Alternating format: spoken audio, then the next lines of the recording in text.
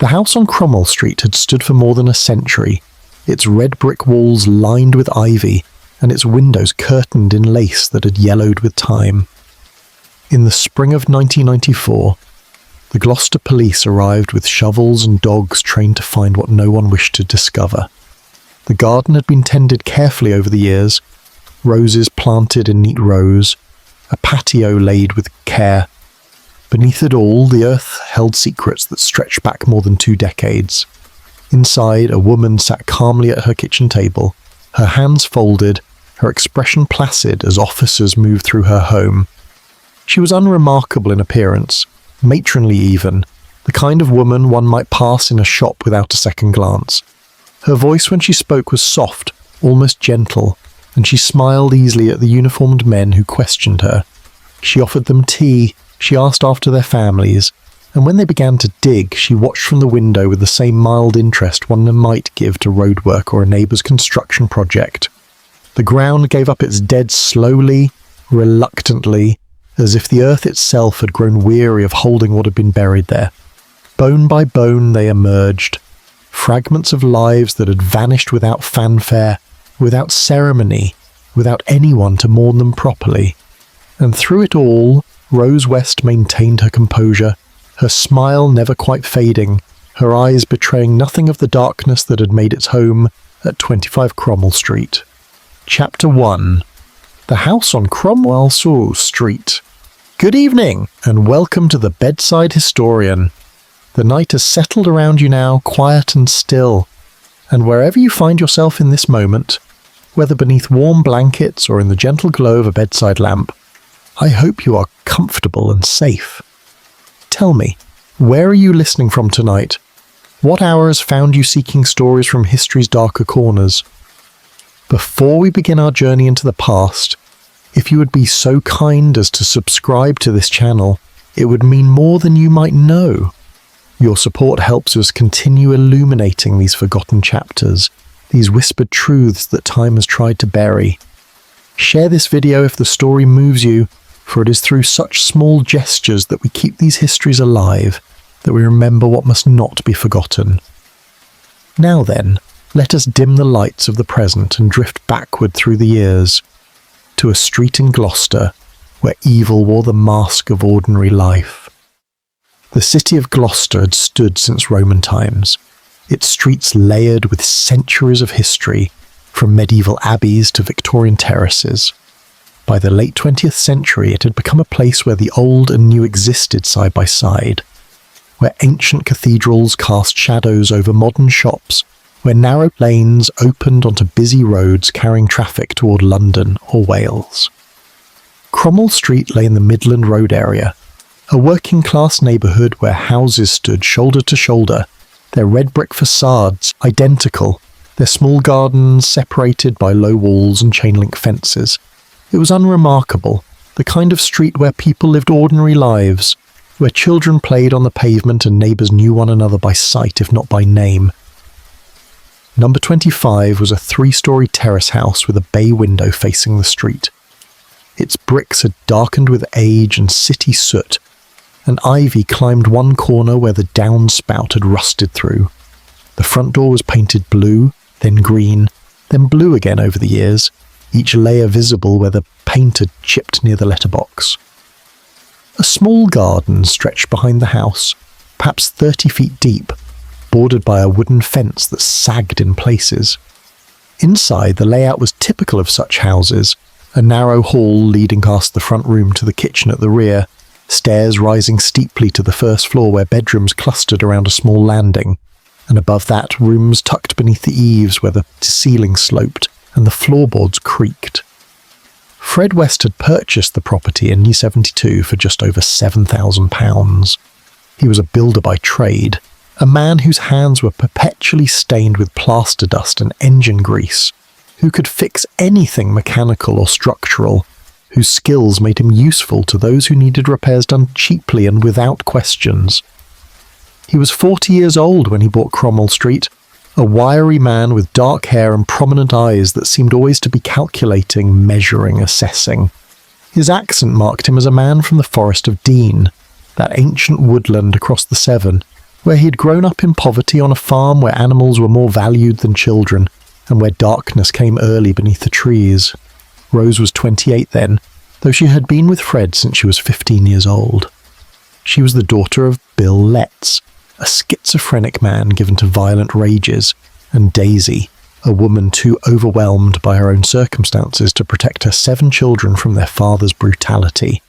Rose had grown up in a household where violence was ordinary, where her father's moods dictated the temperature of every day, where her mother suffered in silence and expected her daughters to do the same. When she met Fred West, she recognized in him something familiar, something that matched the darkness she had learned to carry. She was thick-set and plain, with dark hair she wore long in those years, and eyes that could shift from dull indifference to something harder in an instant. Neighbours who met her found her friendly enough in passing, quick to smile, fond of bright clothes and jewellery that jingled when she moved. Their house became their kingdom, their fortress, the place where they would raise children and take in lodgers and present to the world a facade of normality. Fred worked constantly on improvements, adding an extension here, converting the cellar there, always building, always modifying. He soundproofed the basement, installing thick insulation and heavy doors, telling anyone who asked that he needed a quiet workspace for his tools.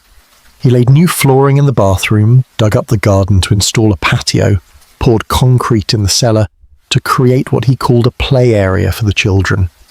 He was meticulous in his construction, measuring twice, working late into the night, sometimes disappearing into the basement for hours while Rose tended to the children upstairs. The neighbourhood around them carried on with its ordinary rhythms. Families came and went from the terraced houses, children attended the local schools, women pushed prams to the shops on Midland Road, men left for work in the morning and returned in the evening. Cromwell Street was not a place where people pried into their neighbours' business overmuch. Privacy was respected, even valued. If loud music came from number 25 sometimes, or if shouting filtered through the walls late at night, well, that was the way of things, in a street where walls were thin and levies were lived close together. If young women came and went, renting rooms in the upper floors, that too was ordinary. The Wests advertised for lodgers regularly, needing the income to support their growing family, and there was always someone looking for affordable accommodation in Gloucester. Rose took to the role of landlady with apparent ease. She kept the common areas clean, ensured rent was paid, and presented herself as a motherly figure to the young women who passed through. Many of them were far from home, working in shops or cafes, saving money, trying to establish themselves in a city that offered more opportunity than the villages and small towns from which they came. They found Rose welcoming at first, offering tea and sympathy, asking about their lives with what seemed like genuine interest. The house itself was shabby but functional, the kind of place where young people on tight budgets could afford a room and a shared bathroom and access to a kitchen where they might cook simple meals. What none of them could see was what lay beneath their feet. The cellar had been divided into sections, some used for storage, others for purposes Fred alone understood fully. The soundproofing he had installed was thorough, professional grade, the kind used in recording studios or practice rooms where noise must not escape. The walls were thick, the door heavy and fitted with locks that could only be operated from the outside. There was a workbench, tools hanging on pegboards, lengths of rope and chain coiled neatly, all of it looking like the ordinary equipment of a builder who kept his workspace organised. But there were other things too hidden away, items whose purpose would only become clear much later, when investigators began to understand what had happened in that basement over the course of 2 decades. The garden behind the house had been landscaped multiple times. Fred dug new flower beds, laid gravel paths, built raised planters for roses and vegetables. He erected a small greenhouse against the back fence, its glass panels catching the sun on bright days. Rose planted bulbs and tended herbs, hanging washing on the line that stretched from the house to a metal post near the far corner. It looked like any working-class garden in England, modest but maintained, a place where a family might take their tea on warm evenings, or where children might play while their mother watched from the kitchen window. The children grew up surrounded by the ordinary sounds of family life. There were 8 of them, and eventually, born between 1970 and 1983, a large brood even by the standards of that era. They slept in the upstairs bedrooms, played in the street with neighbourhood children, attended school in the area. Some of them were Fred's from previous relationships, some were Rose's with Fred, and the household absorbed them all with the chaotic energy of any large family trying to make ends meet. Visitors who came to the house saw a typical scene: toys scattered on the floor, washing piled in baskets, the television always on, Rose cooking at the stove while Fred tinkered with something that needed fixing. But there were things the children knew that visitors did not. There were rooms they were told never to enter. There were times when their father disappeared into the basement, and they were instructed to stay upstairs no matter what sounds they might hear. There were lodgers who arrived and then vanished without saying goodbye, leaving behind possessions that Rose would later burn in the garden or pack away in boxes. There were nights when their mother's mood shifted to something cold and dangerous, when her smile became a warning rather than a comfort, when the house felt smaller and the walls seemed to press inward. The neighbours continued their lives alongside the Wests, separated by a mere feet of brick and mortar. They heard arguments sometimes, the sound of doors slamming, music played loud enough to rattle windows. They saw the lodgers come and go, young women carrying suitcases up the front steps, sometimes staying weeks or months, sometimes disappearing after only days. No one questioned it overmuch. Gloucester was a transient place. People moved for work or returned to family or simply drifted onto other cities. It was not unusual for a young woman to leave without notice, to abandon a rented room when opportunity called elsewhere. And so the years passed, one bleeding into the next, seasons turning, children growing, the house on Cromwell Street standing solid and unremarkable among its identical neighbours. Inside, Fred built and modified and perfected his hidden spaces. Rose maintained her role as mother and landlady and ordinary housewife.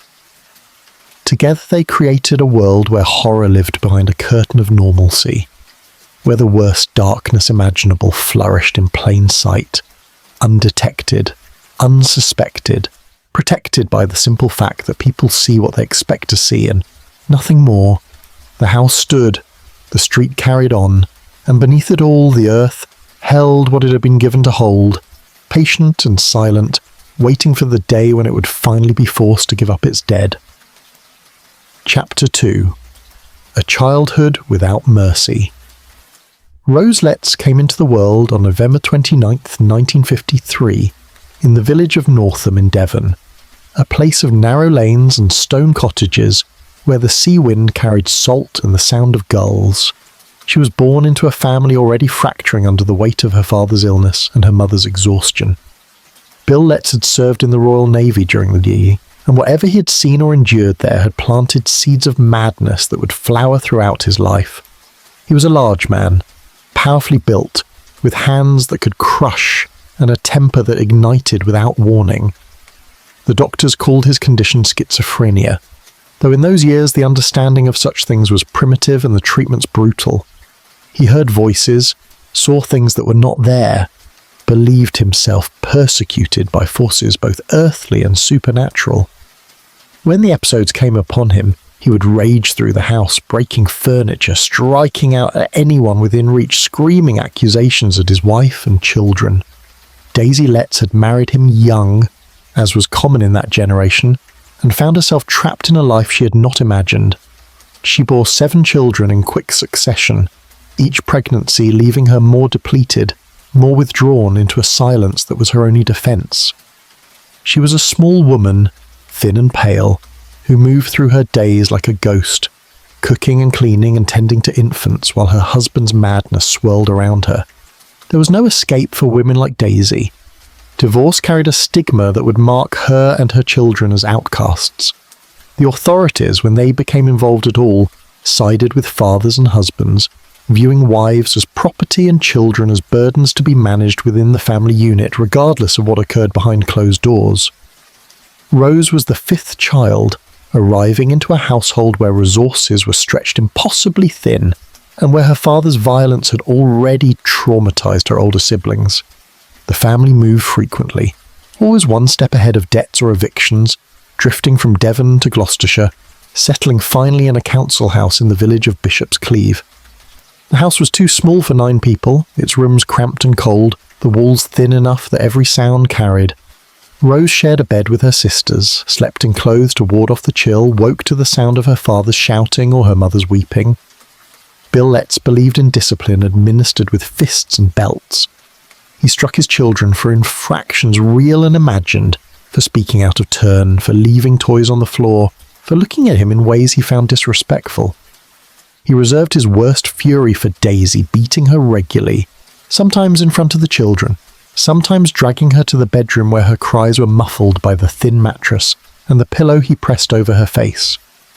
The children learned to make themselves small and invisible, to move quietly through the house, to anticipate their father's moods and adjust their behaviour accordingly. But Rose, even as a small child, seemed to lack the fear that paralysed her siblings. She would stare at her father during his rages, her expression unreadable, neither crying nor cowering, but simply watching as if studying something of interest. As Rose grew older, her father's attention turned toward her in ways that went beyond violence. He began to call her into his room when Daisy was out shopping or visiting relatives. He would lock the door and instruct her to remove her clothing. What happened in those sessions Rose would never speak of fully, even years later when the whole truth of her life came to light. But her siblings knew, or suspected, hearing the sounds through the walls, seeing the way she walked when she emerged, noting the bruises that appeared on her thighs, and the blank expression she wore for hours afterward. Daisy knew too, or could not allow herself not to know, but she did nothing. To intervene would be to invite Bill's fury upon herself, and she had learned long ago that survival meant choosing which horrors to endure and which to ignore. Rose attended school in Bishop's Cleeve, a large girl who stood taller than most of her classmates, heavy-set even in childhood, with thick dark hair that her mother cut with kitchen scissors. She was not popular among the other children. She had few friends and seemed to desire none, spending her lunch hours alone, sitting on the low wall by the playing field, watching the other children with the same flat gaze she turned upon her father. Her teachers found her difficult, prone to outbursts of rage when corrected, sullen and uncooperative when asked to participate. Her academic performance was poor, not from lack of intelligence, but from lack of engagement. She seemed to view school as an interruption to some interior life that absorbed her attention more fully than anything the teachers might offer. By the time Rose reached adolescence, her body had developed in ways that drew unwanted attention. She was buxom and wide-hipped, with the kind of figure that invited comments from men in the street and boys at school. Her father's abuse had escalated, his sessions with her growing longer, more frequent, more violent. He would force her to pose for photographs, images he kept hidden in a shoebox beneath his bed. Images that documented his crimes in ways that would have sent him to prison had anyone discovered them. He told her that what they did together was natural, that all fathers taught their daughters such things, that she must never speak of it to anyone or terrible consequences would follow. Rose absorbed these lessons, storing them somewhere deep, learning that her body was a thing to be used, that violence and sex were intertwined, that the world was divided into those who took what they wanted and those who were taken from. At 14, Rose left school. The law allowed it with parental permission, and Bill Letts was happy to sign the forms that would keep her at home, where he could continue to access her. She took a job in a local bakery, working early mornings, kneading dough and serving customers, returning home each afternoon to the house where her father waited. She began to spend time away from home when she could, loitering in the village centre, accepting rides from men who stopped their cars, going with them to isolated spots where she traded her body for cigarettes or small amounts of money. It was not prostitution exactly, not in those early instances, but rather a continuation of what her father had taught her, that this was what men wanted and what women provided, that there was a transaction at the heart of all human interaction, that power belonged to those willing to use force, and submission was the only currency available to those without it. She met Fred West at a bus stop in Cheltenham in the summer of 1969. She was 15 years old, standing with a friend, both of them smoking and laughing at some private joke. Fred was 27, driving a van filled with builder's tools, his shirt spattered with paint. He pulled over and offered them a ride, and something in Rose recognised something in him, a kinship that went beyond the ordinary attraction of youth to experience or girl to older man. He was handsome in a rough way, confident, crude in his humour, willing to say things that made her friend blush and giggle. But Rose did not blush. She met his eyes in the rearview mirror and smiled, and Fred saw in that smile a reflection of his own appetites. They began seeing each other secretly. Fred was still married to his first wife, Rena, though the marriage had long since deteriorated. He had children from that union, stepchildren from Rena's previous relationships, and a life in Gloucester that was already shadowed by rumours and suspicions. He had been in trouble with the law, minor charges mostly, theft, traffic offences, but there were whispers of darker things, young girls who had complained of his behaviour, accusations that had been dismissed or ignored by authorities who viewed him as a harmless eccentric rather than a predator. When he looked at Rose, he saw someone who would not complain, who would not be shocked by what he might suggest, who might even participate with enthusiasm in the fantasies that consumed him. Bill Letts objected to the relationship at first, not from any paternal concern for his daughter's welfare, but from territorial instinct. Rose belonged to him, was his property, and this older man was poaching what was rightfully his. But Rose had tasted freedom, had found in Fred someone who offered escape from her father's house, and who seemed to promise a life of her own choosing. She ran away repeatedly, returning to Fred's flat in Gloucester, and Bill Letts eventually ceased his protests. Perhaps he recognised in Fred a fellow traveller, someone whose darkness matched his own. Perhaps he simply tired of the conflict. Or perhaps, by then, Rose had become too damaged, too knowing, too complicit in the horrors inflicted upon her, to be worth the effort of reclaiming. By the time Rose was 16, she was living with Fred full-time. Rena had left, taking their daughters with her, fleeing back to Scotland where her family might provide some protection from Fred's escalating violence. Fred and Rose moved into a caravan park, a temporary arrangement while he worked various building jobs around Gloucestershire. Rose became pregnant almost immediately, giving birth to their first child, Heather, in October 1970. She was 17, a mother, bound now to Fred by blood and by the shared secret of what they were becoming together. The isolation of the caravan suited them both. There were no neighbours to overhear, no family members to question, no authorities to intervene. They were free to explore the darkest corners of their shared pathology, to experiment with violence and control, to discover just how far they might go when all restraints were removed. Rose had learned her lessons well. She had learned them in her father's bedroom, in the back seats of strangers' cars, in the empty rooms of her adolescence, where she had discovered that pain and pleasure could blur together, that power came from the willingness to inflict suffering, that the world rewarded those who took what they wanted without hesitation or remorse. Fred recognised this knowledge in her, cultivated it, encouraged it, found in Rose a partner who could not only tolerate his appetites but match them, who brought her own innovations to their games, who proved capable of cruelties he had only imagined. Together they began to build the architecture of their future crimes. The patterns were established in those early years, the selection of victims, the methods of control, the disposal of evidence. They learned from their mistakes, refined their techniques, grew bolder as they realised how easy it was to make someone disappear, how little the world cared about young women without families or connections, how effectively ordinary domesticity could camouflage extraordinary evil. By the time they moved to Cromwell Street in 1972, they were ready. The house would be their laboratory, their playground, their monument to the darkest possibilities of human nature. And Rose, just 18 years old, had travelled so far from the girl at the bus stop that she might have been a different person entirely, except that the seeds of what she became had always been there, planted in her father's house, watered with violence and violation, growing in the darkness until they burst into terrible flower.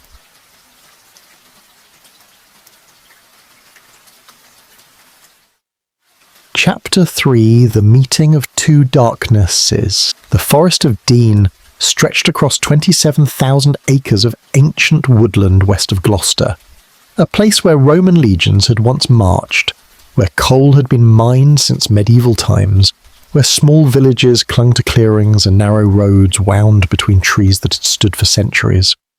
It was here that Fred West had been born in September 1941 at Bickerton Cottage, a farm on the edge of Much Marcle, a village so small it barely warranted a place on most maps.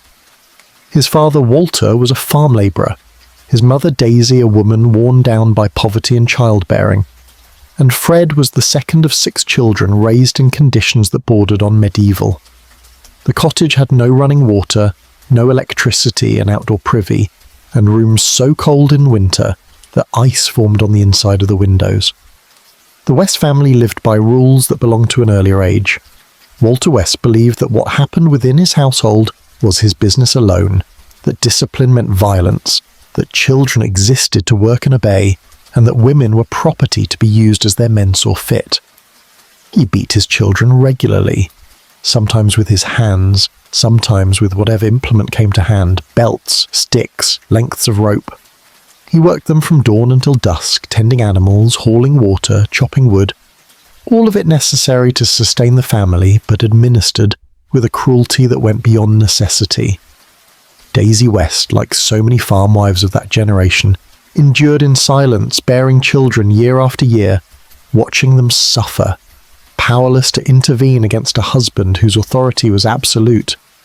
Fred learned early that the world was divided into predators and prey, that strength was the only currency that mattered, that those who could not defend themselves deserved whatever befell them.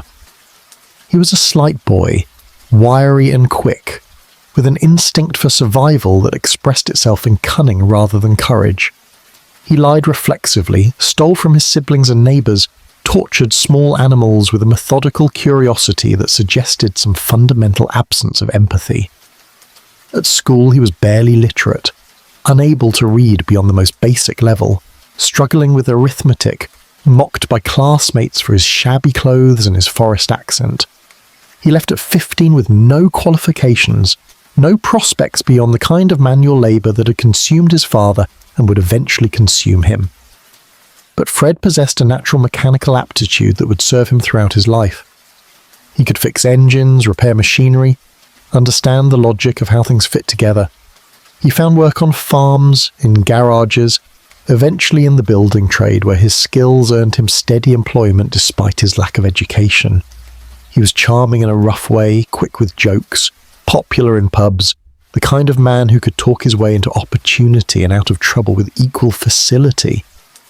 But beneath the surface charm was something darker, a sexual obsession that consumed him, a need for control and domination that found expression first in his relationships with animals on the farm and then, as he grew older, with girls and young women who crossed his path. At 19, Fred was involved in a serious motorcycle accident that left him in a coma for a week and changed his personality in subtle but significant ways.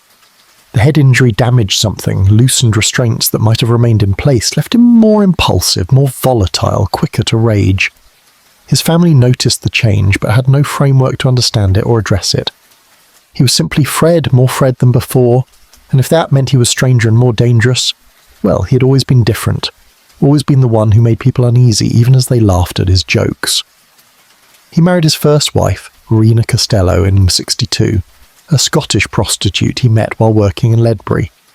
She was pregnant with another man's child, and Fred married her partly from genuine attraction and partly from the opportunity she represented, a woman already compromised, already operating outside respectable society, someone who might tolerate the things he wanted to do. They moved to Scotland briefly, then back to Gloucestershire, living in various flats and caravans, producing another daughter together, establishing a pattern of violence and dysfunction that would characterise all of Fred's relationships. Rena drank heavily, worked as a prostitute to support the family, endured Fred's beatings and his increasingly bizarre sexual demands. The marriage was a slow-motion collapse, held together only by inertia and the absence of better options. By the time Fred encountered Rose at the bus stop in 1969, his marriage to Rena was effectively over. She had left him multiple times, returned, left again, taking the children with her when she went. Fred was living alone, working building jobs, spending his evenings in pubs or cruising the streets of Cheltenham and Gloucester, looking for young women who might be persuaded into his van. He had developed techniques, approaches that worked more often than they failed. He would offer rides, cigarettes, money. He would be funny and unthreatening at first, establishing rapport, then gradually introducing suggestions, testing boundaries, seeing how far he could push before encountering resistance. Rose represented something Fred had not encountered before. She did not resist. She did not need to be coerced or manipulated. She met his suggestions with interest, his escalations with enthusiasm. When he described his fantasies to her, she did not recoil but instead added her own variations. When he tested her with mild violence, she responded not with fear but with arousal. It was as if he had found the other half of himself, the feminine mirror to his masculine pathology, and together they created something more dangerous than either could have achieved alone. Their early months together were spent in a caravan park in Bishop's Cleeve, ironically close to where Rose had grown up under her father's abuse. The caravan was small and cramped, its thin walls offering no privacy, but privacy was not what they sought. They wanted isolation, freedom from observation, space to explore the territory they were mapping together. Fred continued to work building jobs during the day, while Rose stayed in the caravan, pregnant with their first child, already demonstrating the maternal indifference that would characterize her relationship with her children. She viewed pregnancy as an inconvenience, childbirth as a necessary evil, infants as burdens that interfered with more interesting pursuits. They began to discuss possibilities. Fred had killed before, though Rose did not know this yet, or perhaps she suspected and chose not to ask direct questions. There had been a young woman named Anna McFall, pregnant with Fred's child, who had disappeared in Me7, her body buried in a field near Muchmarkle, dismembered with the same methodical efficiency Fred brought to his building work. He'd gotten away with it because no one looked, because Anna had been adrift and disconnected, because the police in rural Gloucestershire in the 1960s were underfunded and unsophisticated, because society had not yet developed the frameworks for understanding serial murder or the investigative techniques for pursuing it effectively. Rose brought her own experiences to their partnership. She understood vulnerability, having been vulnerable herself. She knew how to identify young women who were isolated, who lacked family connections, who would not be immediately missed if they disappeared. She was adept at playing roles, at presenting herself as friendly and maternal, at gaining trust before betraying it.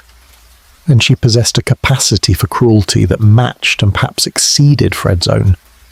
Where Fred's violence was impulsive and explosive, Rose's was cold and calculated.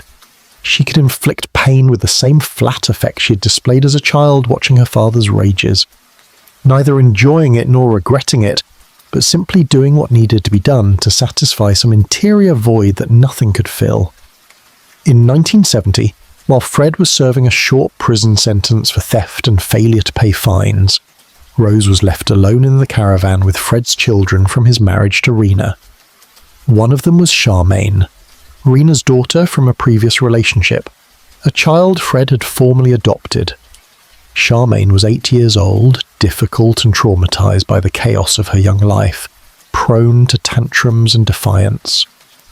Rose, pregnant with Heather, and struggling to manage the caravan and the children, found Charmaine intolerable. The child challenged her authority, called her names, threatened to tell Fred about things Rose had done in his absence. On a June day in 1971, something happened.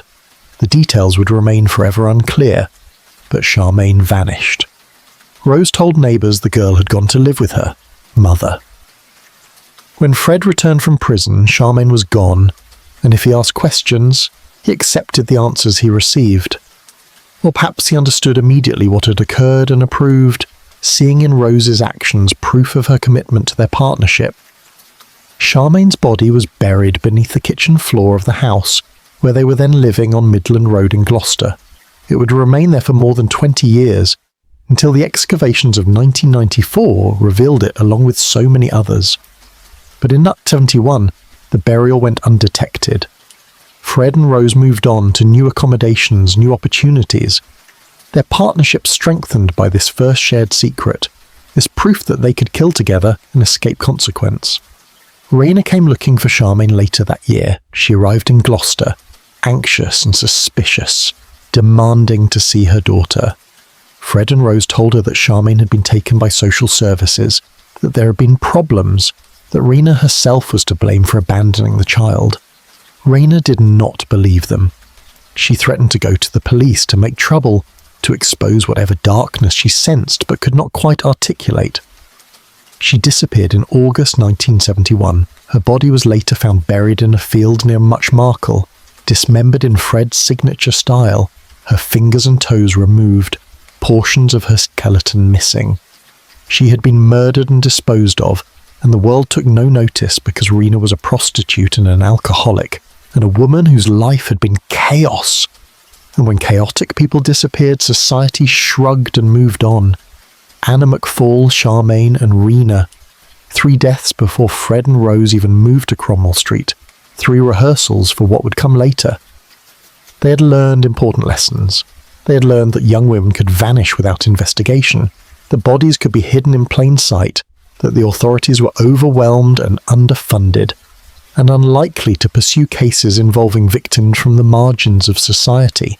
They had learned that they complemented each other perfectly, that Rose's coldness balanced Fred's impulsiveness, that together they could plan and execute and conceal their crimes with a competence that would allow them to continue for more than 2 decades. When they moved to Cromwell Street in 1972, they were ready. The house was perfect for their purposes, private, compartmentalised, with a garden for burial and a basement that could be modified into whatever they needed it to be. Rose was 19, Fred was 31, and together they had created a monster more terrible than either could have been alone. They were husband and wife, partners in domesticity and horror, parents and predators, ordinary and unspeakable.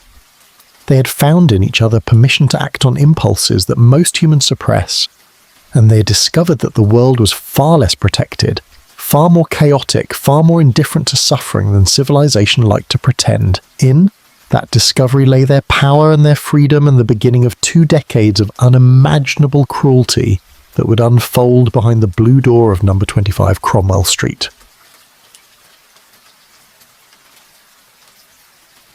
Chapter 4. The First to Vanish.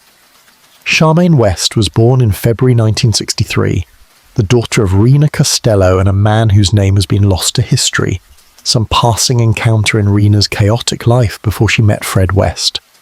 She came into the world during one of the coldest winters Britain had experienced in decades, a season when snow lay thick on the ground for months, and coal shortages left families shivering in homes where ice formed on the inside of windows. Raina was young and unprepared for motherhood, working the streets of Coatbridge in Scotland, drinking to numb herself to the life she had chosen or fallen into, depending on how one viewed such things.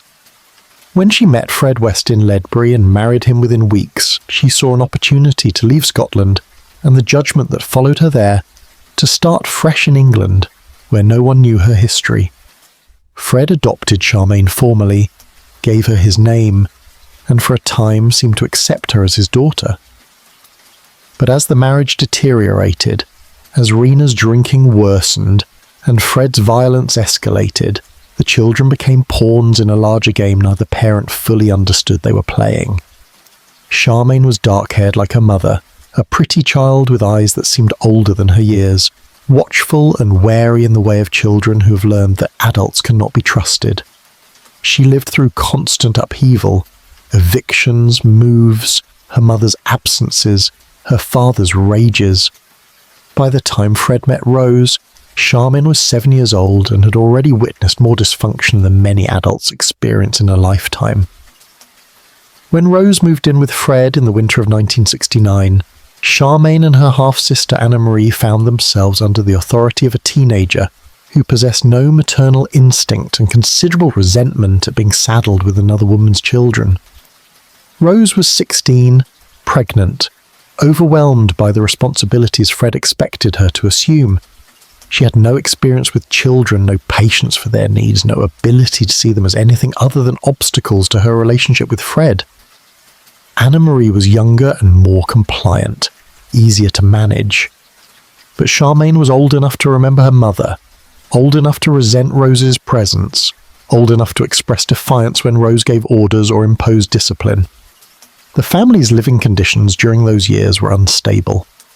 They moved from the caravan to a flat, then to another flat, finally settling in a ground-floor maisonette on Midland Road in Gloucester in 1971.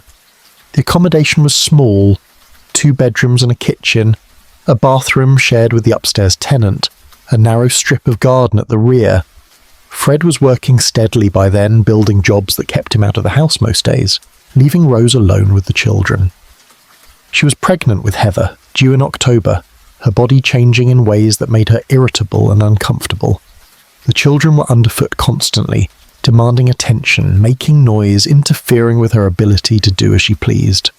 Charmaine attended Sud Meadow School, a primary school within walking distance of Midland Road. She was a difficult pupil, distracted and disruptive, struggling academically, frequently sent to the headmaster's office for misbehaviour. Her teachers noted bruising on her arms and legs, signs of neglect in her appearance, unwashed clothes, uncombed hair, a general air of being uncared for. There were discussions about whether to involve social services, but in Mabutuk 1, the thresholds for intervention were high. Bruises could be explained as the result of rough play. Neglect was difficult to prove, and Charmaine herself, when questioned, was sullen and uncommunicative, offering nothing that might justify official action. At home, the tension between Charmaine and Rose escalated throughout the spring of 1971. Rose had her own methods of discipline, methods learned in her father's house, and now applied to a child who challenged her authority. She struck Charmaine for infractions both real and imagined, slapped her face, pulled her hair, shook her until the girl's head snapped back and forth. Fred, when he was present, sometimes intervened, sometimes participated, sometimes ignored what was happening in favour of his own pursuits. His interest in his stepdaughter had begun to take on a predatory quality. Inappropriate touches, comments that made Charmaine uncomfortable, late-night visits to the recent room she shared with Anna-Marie. In May 1971, Fred was sentenced to serve time in Gloucester prison for theft of building materials and failure to pay accumulated fines. The sentence was relatively short, a matter of weeks, but it removed him from the household at a critical moment. Rose was left alone with 3 children, Charmaine, Anna-Marie and baby May, Fred's biological daughter born just weeks earlier. She was 19 years old, heavily pregnant with her second child, and responsible for a household she had no interest in maintaining. The maisonette became squalid, dishes piled in the sink, laundry went unwashed, the children ate irregularly, whatever Rose could be bothered to prepare or whatever they could scavenge from the cupboards. Charmaine's last day of school was in early June 1971. She attended classes on a Thursday, was marked present in the register, participated in a reading lesson where she struggled through several paragraphs of text that she could barely comprehend.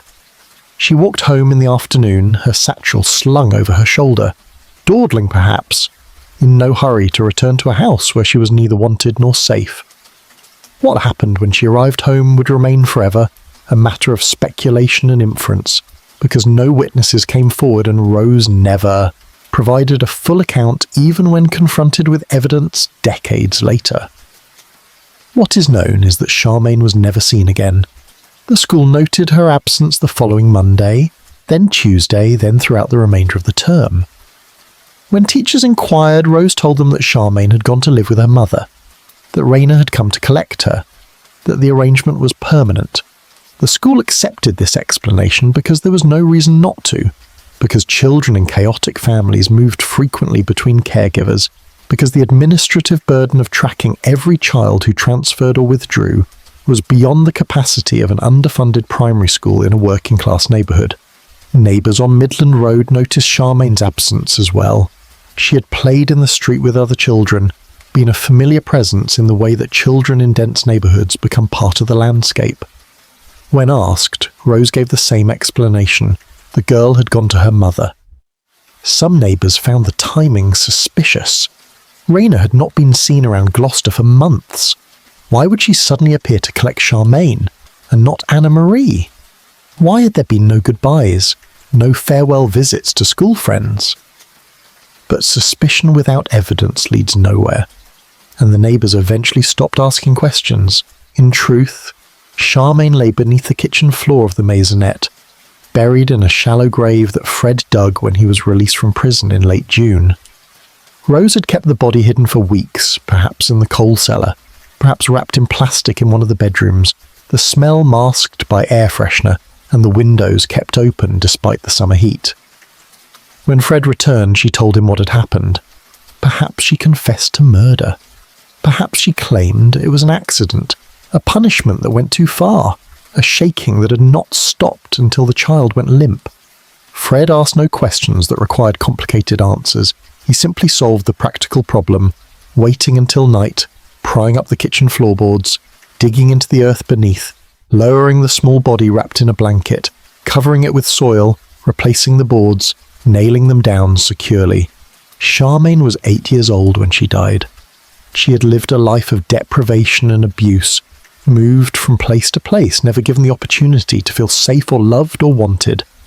Her final moments would have been terrifying beyond comprehension, facing a woman whose face showed no mercy, whose hands delivered violence without hesitation, whose coldness was absolute. Whether Rose strangled her or beat her to death or killed her in some other fashion remained unknown.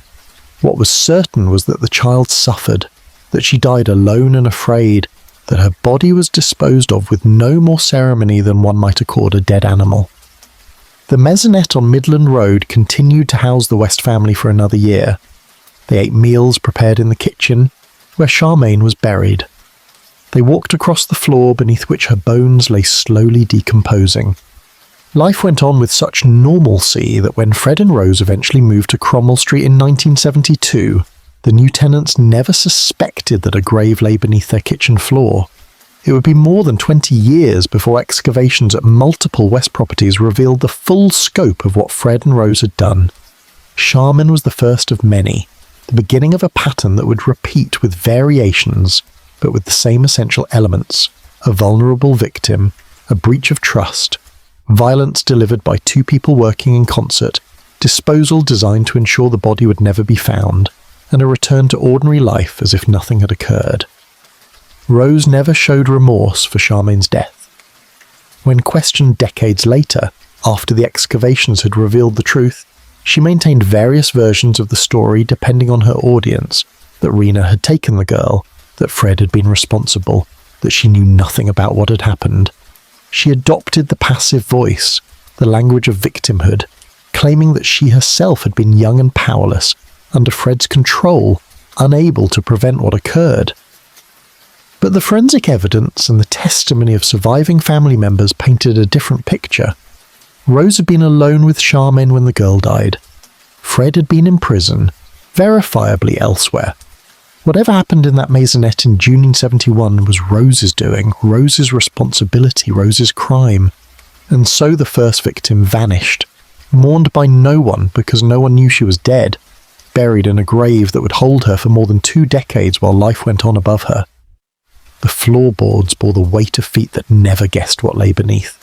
The kitchen witnessed the preparation of 1,000 meals, the sound of children playing, the ordinary rhythms of domestic life. And beneath it all, in the cold earth, Charmaine's remains waited patiently for the day when someone would finally care enough to look, to dig, to bring her story into the light. Chapter 5. The Returns and the Disappearances.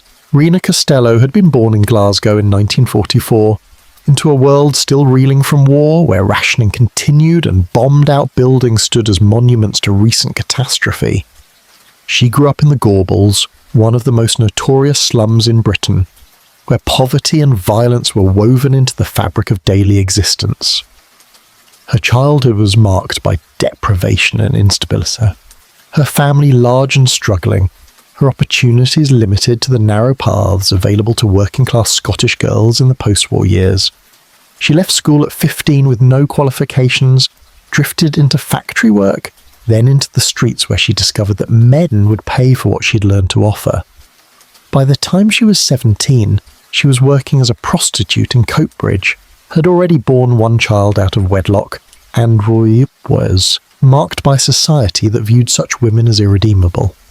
Fred West had met her at a bus stop in Ledbury in 1962, much as he would later meet Rose. She was pregnant with another man's child, vulnerable and alone, and Fred saw opportunity in her circumstances. He married her quickly, gave her and her daughter Charmaine legitimacy of a sort, and moved them to Gloucestershire, where he worked various building jobs. Their marriage was turbulent from the beginning. Rena drank heavily, her alcoholism fed by trauma and hopelessness. Fred's violence escalated, his sexual demands grew more bizarre, and the household descended into chaos, punctuated by periods of apparent normalcy. They had a daughter together, Anna Marie, born in 1964, and the family moved restlessly between flats and caravans, always one step ahead of unpaid rent or neighbours who complained about the shouting. By 1971, Rayner had left Fred permanently, or so she believed. She had taken Anna Marie and returned to Scotland, leaving Charmaine with Fred because the girl was older and more difficult, and because Rayner, in her alcoholic fog, convinced herself that Fred would provide adequately for his stepdaughter. She found work in Glasgow, tried to establish some stability for herself and her remaining child, began to build a life separate from the nightmare her marriage had become. But Charmaine haunted her thoughts. Maternal guilt, even in a woman as damaged as Rena, could not be entirely suppressed. She wrote letters that went unanswered.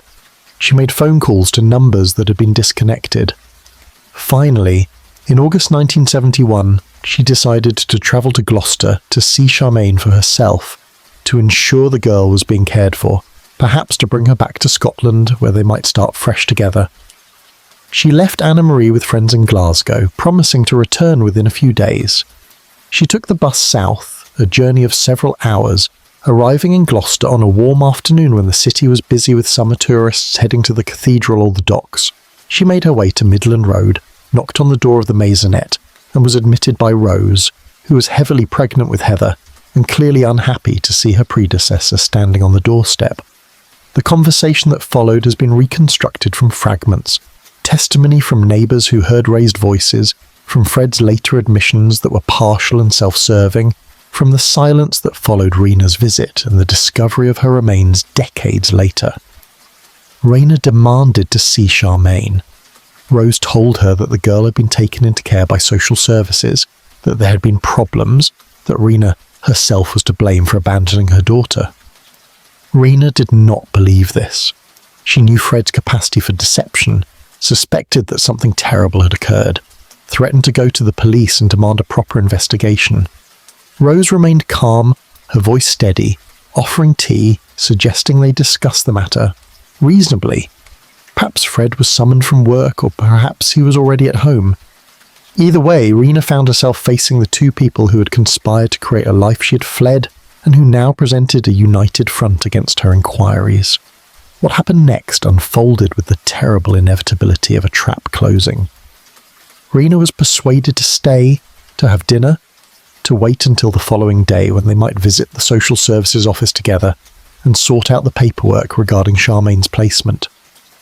She was exhausted from the journey, befuddled by alcohol she had consumed to steady her nerves, and perhaps some part of her wanted to believe that Charmaine was safe, that her journey had been unnecessary, that she could return to Glasgow without the burden of guilt. She stayed that night, sleeping on the sofa or in a spare room, and at some point during the dark hours, Fred and Rose made their decision.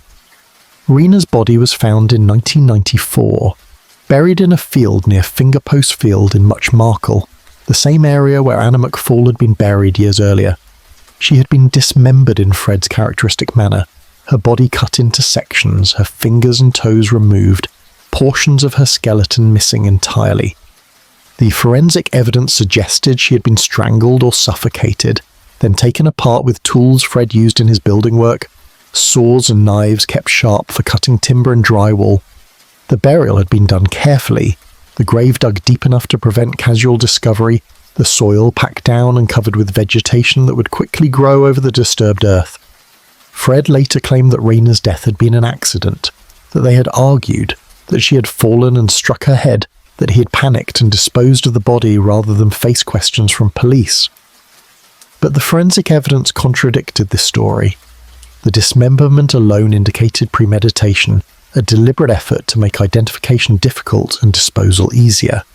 The removal of fingers and toes suggested an attempt to prevent identification through fingerprints or the medical records, and the location of the burial, in a place Fred knew well from his childhood in the Forest of Dean, indicated planning rather than panic. Rose's role in Rena's death remained ambiguous in the legal proceedings that would eventually follow. She claimed she had not been present when Rena died, that Fred had acted alone, that she knew nothing about the burial. But investigators noted the implausibility of this account. Rose had been at the maisonette when Rena arrived. She had participated in the conversations that kept Rena there overnight, and she had demonstrated, in Charmaine's case, that she was capable of murder without Fred's direct participation. Whether she had actively killed Rena or merely assisted Fred, whether she had strangled the woman or simply held her down while Fred did the work, the distinction seemed almost meaningless. She was complicit, involved, guilty of at least conspiracy if not the act itself. With Raina's disappearance, the last person who might have asked difficult questions about Charmaine was eliminated. Anna-Marie remained in Scotland with friends who eventually placed her in foster care when Raina failed to return. The little girl had no knowledge of where her mother had gone, no way to contact her father, no voice that might have prompted authorities to investigate. She would grow up in the care system, shuttled between foster homes, eventually aging out and attempting to build a life despite the trauma of abandonment and loss. She would not learn the truth about her mother and sister until 1994, when the excavations at Cromwell Street and the surrounding areas finally revealed what Fred and Rose had done. The period between August 1971 and the move to Cromwell Street in 1972 represented a transition for Fred and Rose. They had now killed 3 people, Anna McFall, Charmaine and Rena, and escaped all consequence. They had learned that murder was achievable, that bodies could be hidden, that the authorities were either unable or unwilling to investigate the disappearance of marginalized women. They had refined their methods, developed a division of labor, established patterns that would serve them for the next 2 decades. Rose handled the domestic front, maintaining the appearance of normalcy, managing the children, dealing with neighbors and social services when necessary. Fred handled disposal, the physical work of burial and concealment, using his building skills to create graves that would remain undisturbed for years. They married in January 1972, a quiet civil ceremony at Gloucester Registry Office with no family present, no celebration beyond a meal at a local pub. The marriage legitimized their relationship in the eyes of society, made Rose legally Fred's wife, gave their children the West surname, and created a unit that appeared conventional despite the horrors it contained. They presented themselves as a respectable working-class couple, struggling but managing, raising a family, contributing to the community. Fred worked steadily, paid his taxes when he remembered, kept his van clean and his tools organized. Rose kept house after a fashion, attended to the children's basic needs, smiled at neighbors over the garden fence. When they moved to Cromwell Street later that year, they brought with them not just their possessions, but the accumulated knowledge of their crimes. They knew what they were capable of. They knew they could kill without detection. They knew that the right victim, young, isolated, transient, could vanish without investigation. And they knew that in a society that was increasingly mobile and fragmented, where traditional community bonds were weakening and where social services were overwhelmed by poverty and dysfunction, people like them could operate with impunity. The house on Cromwell Street would be their kingdom, their laboratory, the place where they would perfect the machinery of murder and disposal until finally, more than 20 years later, a chance discovery and a brave young woman's testimony would bring their reign to an end. But in 1972, that ending seemed impossibly distant. Fred was 31, Rose was 19, and they stood on the threshold of Cromwell Street with confidence born of success. They had killed 3 times and suffered no consequences. The pattern was established, the methods proven, the victims selected according to criteria that would keep them safe. Anna McFall, Charmaine and Rena lay in their graves, silent and forgotten, while life above ground continued with all its ordinary concerns. The milk was delivered each morning. The postman made his rounds. Children played in the streets. And in the house with the blue door, Fred and Rose West prepared to write the darkest chapter in British criminal history.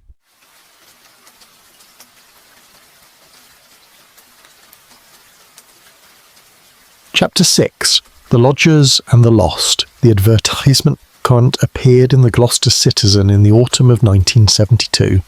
A small notice in the classified section among dozens of others, seeking tenants for bedsits and flat shares. Room to let in family home, it read. Suit young working person. References not essential. The lack of required references was deliberate, calculated to attract a particular type of tenant. Those who had no stable employment history, no previous landlords willing to vouch for them, no family to provide character testimony. These were the vulnerable ones, the drifters, the young women trying to establish themselves far from home where their pasts would not follow them. These were the ones Fred and Rose wanted. Cromwell Street was ideally situated for the lodger business. It stood within walking distance of the city centre, near bus routes that connected to industrial estates and retail areas, where young women might find work in shops or factories. The neighbourhood was working class, but respectable enough, not the worst area of Gloucester, but far from the best. Rents were cheap compared to more desirable locations, and young people on limited budgets had few options. The West House offered what appeared to be reasonable accommodation, a furnished room, shared bathroom, access to kitchen facilities, and landlords who seemed friendly and undemanding. The rent was paid weekly, cash preferred, no formal lease required. It was the kind of arrangement that suited people who wanted to avoid bureaucracy or who had reasons to remain somewhat invisible to official record-keeping. The first lodgers arrived within weeks of the Wests settling into Cromwell Street. They were mostly young women, between 17 and 25, working in shops or as waitresses, saving money for secretarial courses or hairdressing qualifications, some of them local girls who had left difficult home situations, others who had migrated from Wales or the north seeking better opportunities in the south. They found Rose, welcoming initially, maternal even, offering tea and advice, asking about their lives with what seemed like genuine interest. Fred was friendly in a rougher way, making jokes, offering to help with heavy bags, fixing things in their rooms without being asked. The house seemed safe enough if shabby. There were children running about, evidence of ordinary family life, nothing to suggest danger. But lodgers who stayed more than a few weeks began to notice disturbing patterns. Fred would enter their rooms without knocking, claiming he needed to check the radiator or repair a window latch. His eyes would linger on them in ways that made them uncomfortable.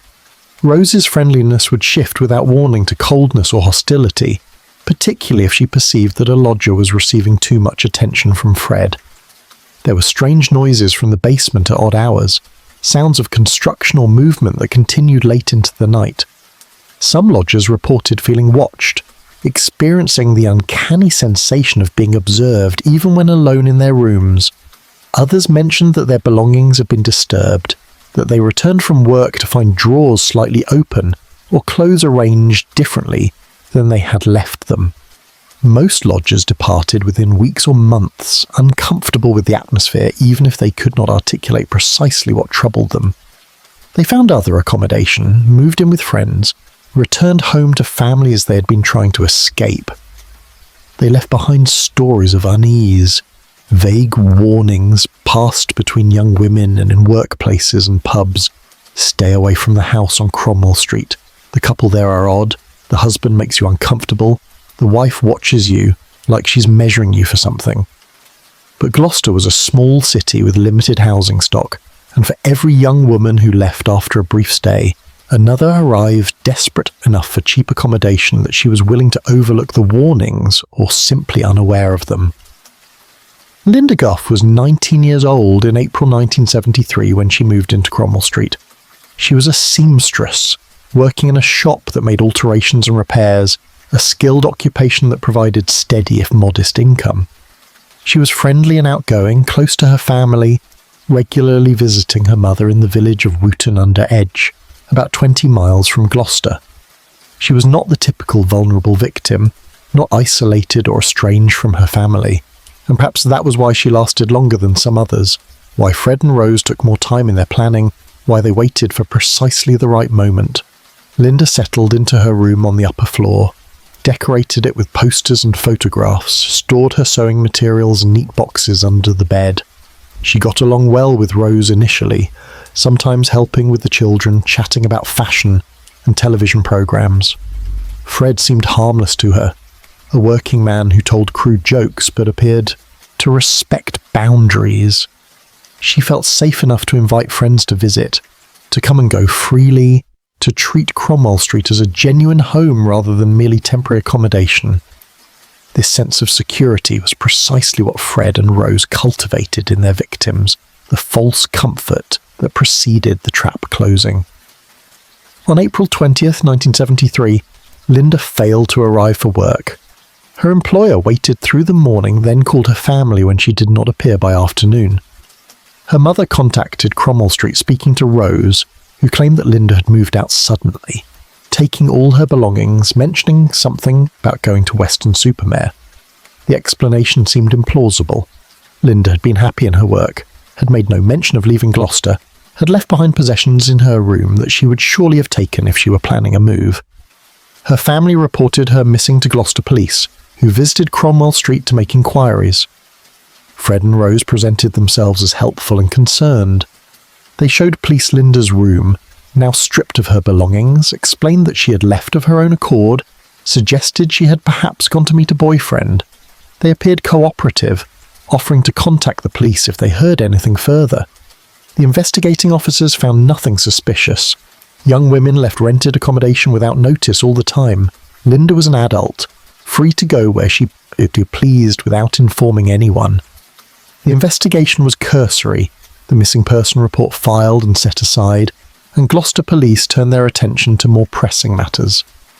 Linda lay in the basement of Cromwell Street, buried beneath newly poured concrete, her body dismembered according to Fred's established method, her possessions burned in the garden or distributed to charity shops across Gloucester. Rose wore some of Linda's clothes, a wool coat that fit her well, several pairs of shoes. The other lodgers in the house noticed the new items, assumed Rose had been shopping, thought nothing of it. Life at Cromwell Street continued without interruption. New advertisements appeared in the Citizen. New lodgers arrived, young women with suitcases and hopeful expressions, seeking affordable rooms in a city that offered limited options. Over the following years, a pattern emerged that would only become clear in retrospect. Lodgers would arrive, settle in, then vanish. Sometimes their families reported them missing. Sometimes they had no families to report their absence. Police would make cursory inquiries, accept Fred and Rose's explanations, and close the cases. The Wests refined their selection criteria, choosing victims who were isolated, estranged from family, working in transient occupations, involved in sex work or drug use, those whose disappearances would generate minimal investigation. They learned to avoid taking lodgers who had close friends in Gloucester, who had regular contact with family, who were embedded in social networks that would notice and question their absence. Carol Ann Cooper was 15 years old when she vanished in November 1973. She had been living in a children's home, a difficult girl with a history of running away, of difficult behaviour, of refusing to accept authority. She was not a lodger at Cromwell Street, but rather encountered Fred and Rose through the network of young people who frequented the area, who knew the Wests as permissive adults willing to provide alcohol and cigarettes to underage teenagers. Carol Ann disappeared after a night at the cinema, last seen at a bus stop near her children's home. Her case received more attention than Linda's because of her age and her status as a ward of the state. But the investigation led nowhere. She had run away multiple times before. Social workers assumed she had done so again, perhaps to London, where runaways congregated in squats and hostels, perhaps into the underground economy of drugs and prostitution. Lucy Partington was 21 when she disappeared in December 1973. She was a university student, intelligent and accomplished, from a middle-class family with aspirations to postgraduate study. She was visiting family in Gretton, a village near Cheltenham, when she vanished after leaving a friend's house to catch a bus home. She was waiting at the bus stop on a cold winter evening when someone offered her a ride. She was not the typical victim, not working class or transient or involved in any activity that might be considered risky. But she made the fatal error of accepting help from strangers, and she encountered Fred and Rose at precisely the wrong moment in the wrong place. Lucy's disappearance generated significant media coverage and a thorough police investigation. Her family were connected, articulate, persistent in demanding answers, but the investigation found nothing. There were no witnesses, no evidence, no leads that went anywhere. Lucy simply vanished from the side of a road on a cold December night, and for more than 20 years her family lived without knowing what had become of her. She lay in the cellar of Cromwell Street, buried alongside the others, her remains dismembered and distributed across the space Fred had created specifically for this purpose. By the end of 1973, Fred and Rose had killed at least 6 people: Anna McFall, Charmaine, Rena, Linda Goff, Carol Ann Cooper, and Lucy Partington.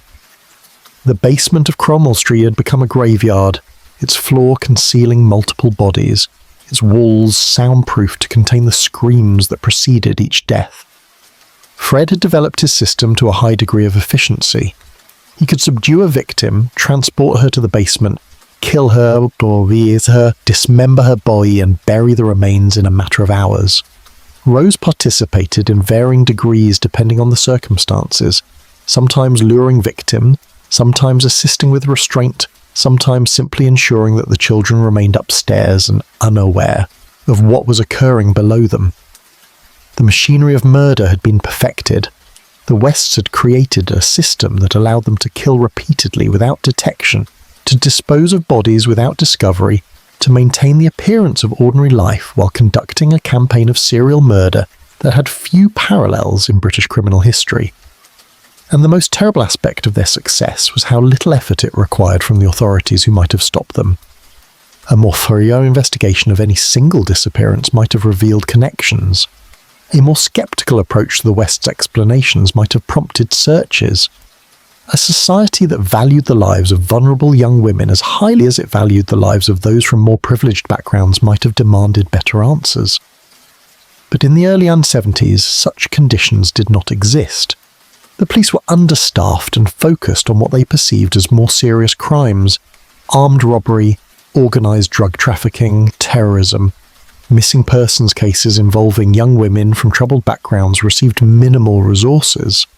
Social attitudes towards victims of sexual violence or young women involved in sex work meant that their disappearances were often treated as inevitable consequences of lifestyle choices rather than crimes requiring investigation. And Fred and Rose, with their ordinary appearance and their cooperative demeanour, their family life and their working-class respectability, did not fit the image of serial killers that existed in the public imagination. The house on Cromwell Street stood solid and unremarkable. The advertisements continued to appear in the classified sections of local papers. Young women continued to arrive seeking affordable accommodation, and beneath the floors and in the garden, the dead accumulated in their shallow graves, waiting for justice that would be decades in coming.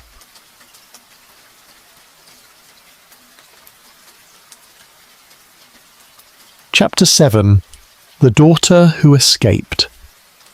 Anna Marie West was born in July 1964, the biological daughter of Fred West and his first wife Rena, conceived during one of the brief periods when their chaotic marriage achieved something resembling stability.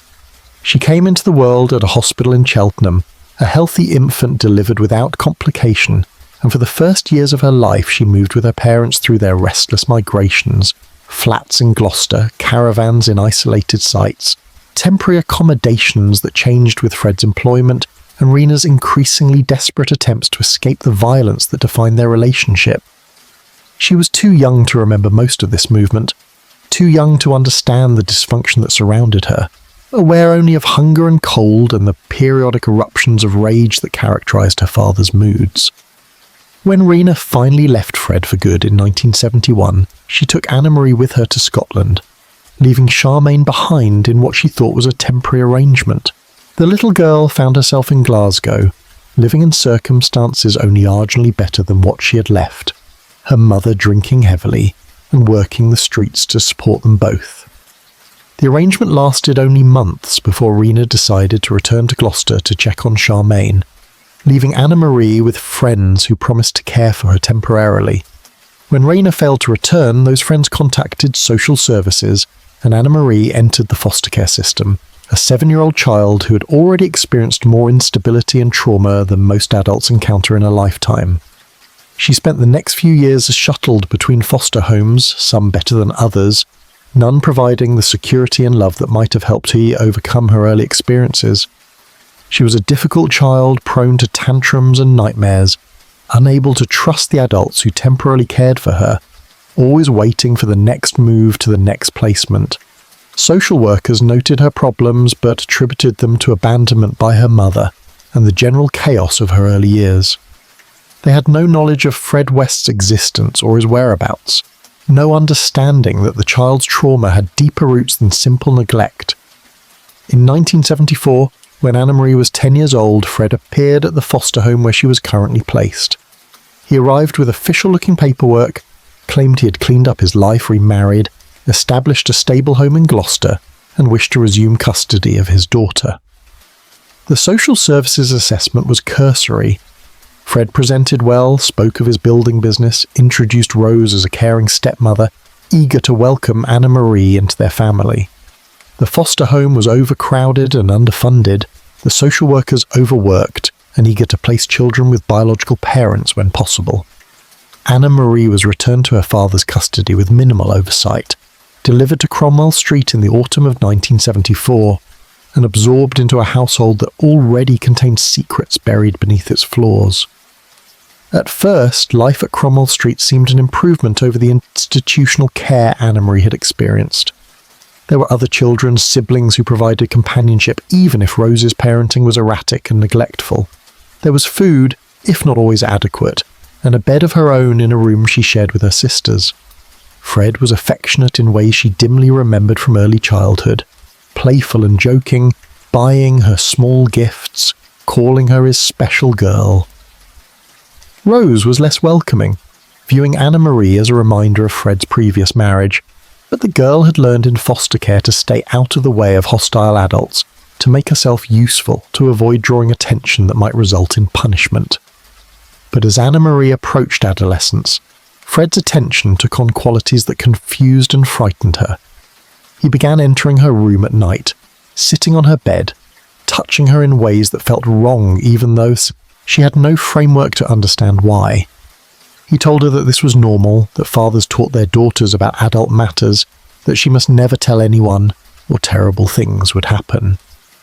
The abuse escalated gradually, Fred emboldened by her stewardess and compliance, by Rose's apparent indifference to what was occurring in the bedroom down the hall.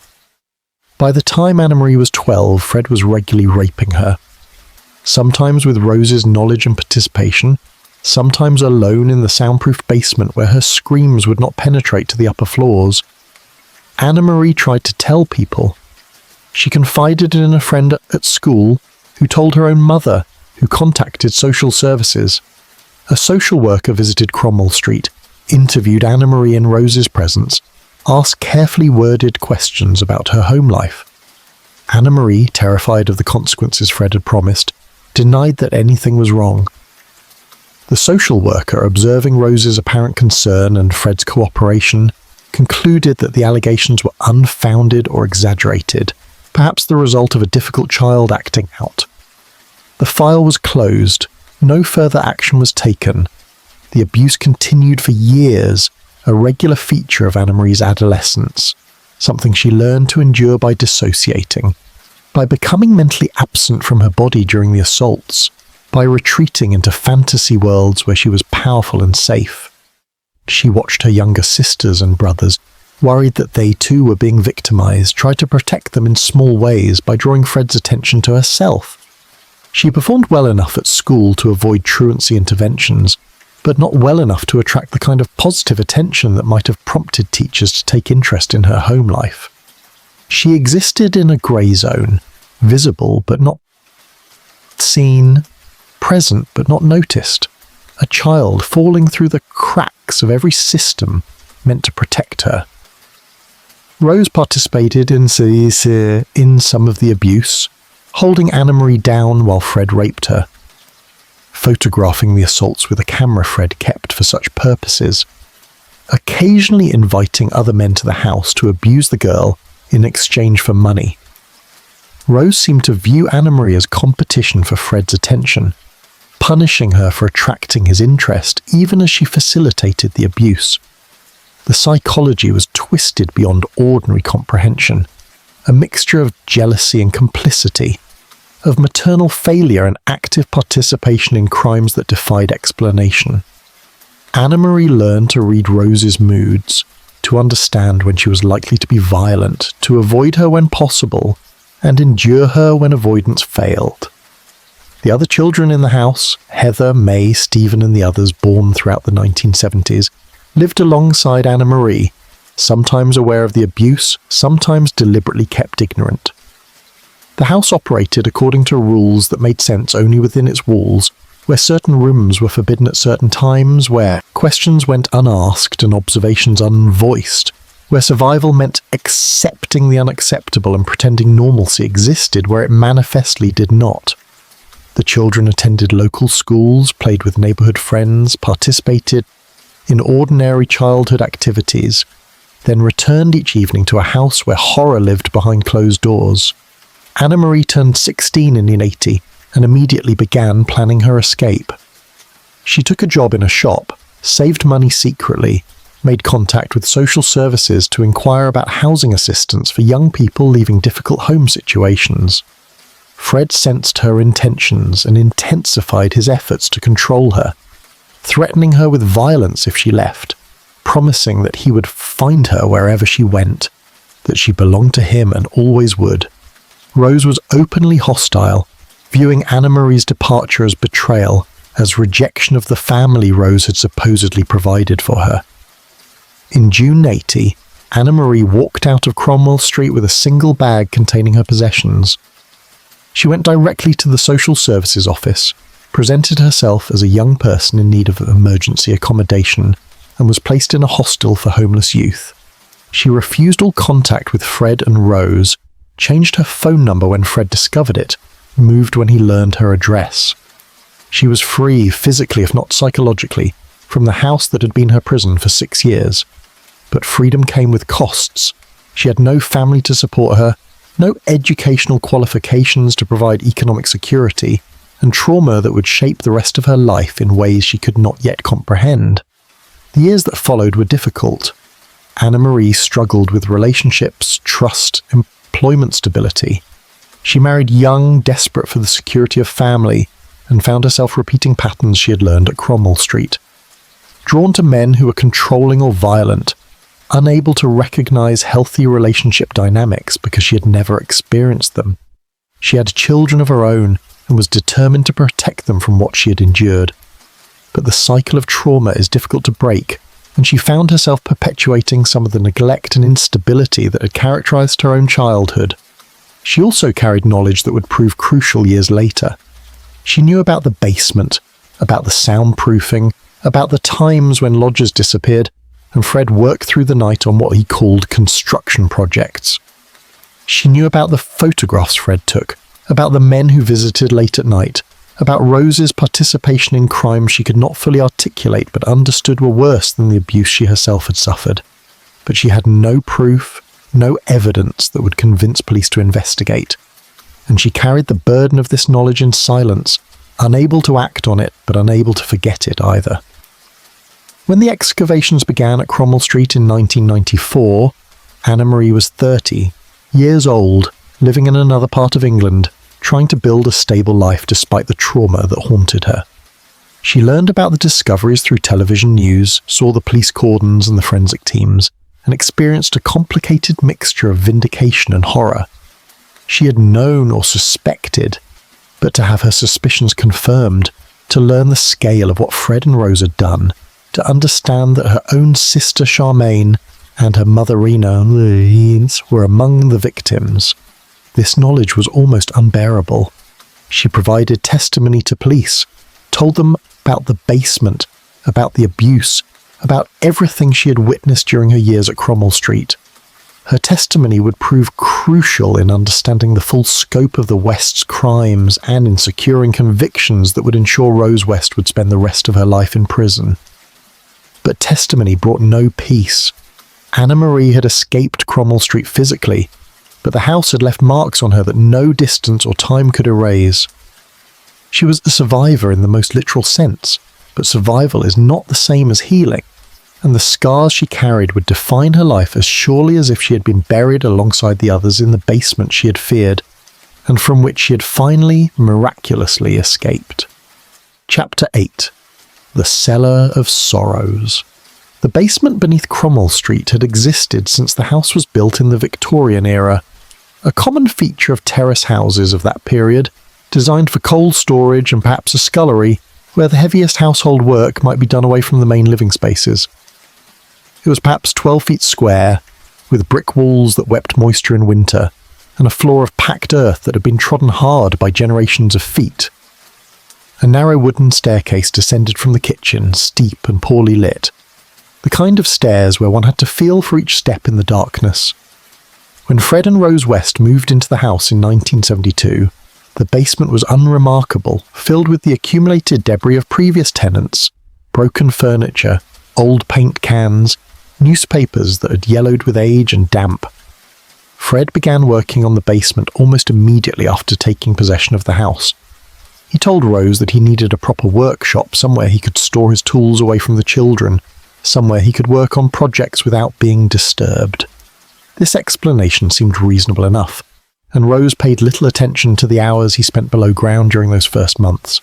She was occupied with the children and with settling into the house, establishing routines, beginning the lodger business that would provide additional income.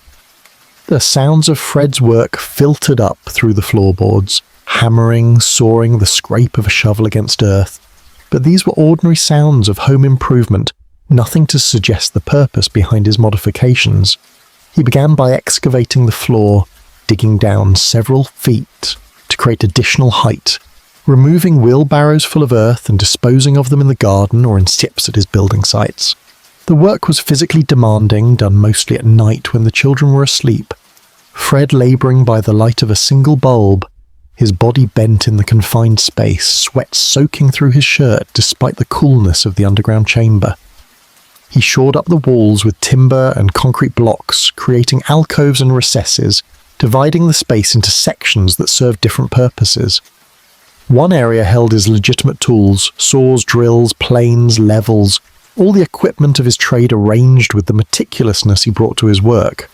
Another area, hidden behind a false wall, contained items whose purposes were more sinister. The soundproofing was installed with professional competence. Fred had worked on building sites where noise reduction was required, had learned the techniques from experienced tradesmen, understood the principles of acoustic isolation. He fixed thick insulation to the walls, covered it with plasterboard, sealed all gaps and cracks with foam and caulking. He replaced the original wooden door at the top of the stairs with a heavy fire door salvaged from a demolished building, solid core with weather stripping around its edges, the kind of door that would muffle sound as effectively as any specialised studio installation. He installed locks on both sides, heavy bolts that could be operated only with keys, ensuring that anyone confined below could not escape regardless of how desperately they tried. The purpose of these modifications became clear over time as the basement evolved from workshop to prison to tomb. Fred created restraint points throughout the space, metal rings embedded in the walls, chains that could be locked around wrists and ankles, a wooden frame constructed for purposes that became evident only when victims were brought down those steep stairs. He installed a drain in the floor, connecting it illegally to the main sewage line, ensuring that blood and other fluids could be washed away without leaving traces on the surface. He brought down a mattress, stained and foul, that lay in one corner on a wooden pallet elevated above the perpetually damp floor. He hung sheets of plastic on hooks, creating makeshift partitions that could be pulled across to hide certain areas when he was working. Rose's role in the basement activities varied depending on circumstances. Sometimes she remained upstairs, ensuring the children stayed in their rooms, turning up the television to mask any sounds that might penetrate despite the soundproofing. Sometimes she descended the stairs herself, participating directly in what occurred below, her coldness and capacity for cruelty matching Fred's violence. The basement became a space where their shared pathology found full expression, where all constraints of civilization and conscience were stripped away, where they could indulge their darkest impulses without fear of interruption or discovery. The victims who were brought to the basement entered a world that belonged more to nightmare than reality. The descent down those narrow stairs, the heavy door closing behind them, the realization that they were trapped in a soundproof chamber beneath a house where ordinary life continued above. This progression from normalcy to horror occurred within seconds, leaving victims disoriented and terrified, struggling to comprehend what was happening to them. Fred and Rose had refined their methods of capture and transport. Sometimes victims were lured to the house under false pretenses, offers of employment, promises of accommodation, suggestions of parties where young people might gather. Sometimes they were hitchhikers picked up on dark roads, accepting rides that seemed to offer safety and convenience. Sometimes they were young women already lodging at Cromwell Street, called down to the basement onto some pretext, discovering too late that the door had been locked behind them. What occurred in the basement followed patterns that varied in detail but remained consistent in their essential cruelty. Victims were restrained, unable to move or defend themselves, subjected to sexual violence that lasted hours or sometimes days. Fred and Rose took photographs, building a collection of images that documented their crimes, images they apparently reviewed for their own gratification. Some victims were kept alive for extended periods, fed minimally, allowed to use the drain for sanitation, subjected to repeated assaults before Fred finally decided they had served their purpose. Others were killed more quickly, strangled or suffocated. Their lives ended when Fred determined that keeping them alive posed too great a risk of discovery. The dismemberment that followed death was conducted with the precision Fred brought to his building work. He had developed a system, a sequence of cuts and separations that made transport and burial more manageable.